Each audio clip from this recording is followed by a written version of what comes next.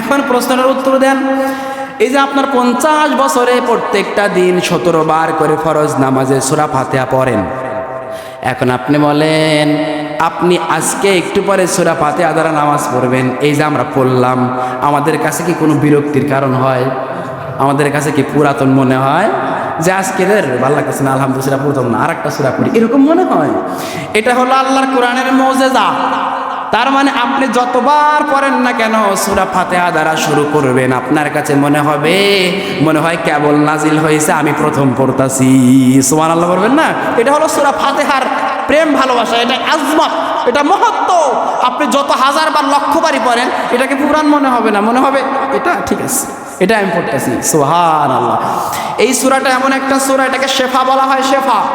আমার নবীর দরবারে সাহাবায়ে কেরাম চলে গেলেন, ডাক দিয়ে বলা হলো, নবী হে, আমাদের কূপের মধ্যে পানি নাই, আমাদের কূপের পানি অনেক নিচে চলে গেছে, আমরা ছাগলকে পানি পান করাতে পারছি না, আমাদের মহিষদেরকে পানি পান করাতে পারি না, আমাদের দুম্বাগুলা পিপাসার্ত হয়ে হাউমাউ করছে গো নবী, আপনি একটু কূপের কাছে চলে যান, আমাদের জন্য একটু দোয়া করে দেন। দয়ার নবী যে চলে গেলেন কূপের কিনারায়, সূরা ফাতিহা পড়ে কূপের দিকে আমার দয়ার নবী একটা দম করলেন, একটা ফুৎকার দিলেন। আমার দয়ার নবীর ফুৎকার দিতে দেরি হয়ে গেল, কূপের তলদেশ থেকে উপরিভাগে পানি আসতে দেরি হলো না। সুবহানাল্লাহ বলবেন না? সূরা ফাতিহা বললেন।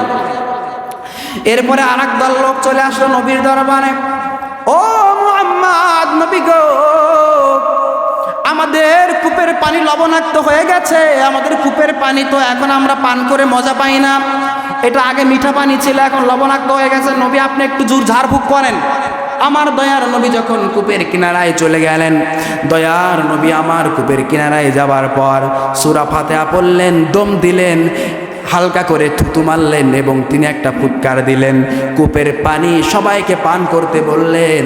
দয়ার নবী যখন পান করতে বললেন, সবাই এবার পান করে নবীকে বলে, নবী আমাদের পানি আর লবণাক্ত নাই, আগের পানির মতো মিঠা পানিতে পরিণত হয়ে গেছে।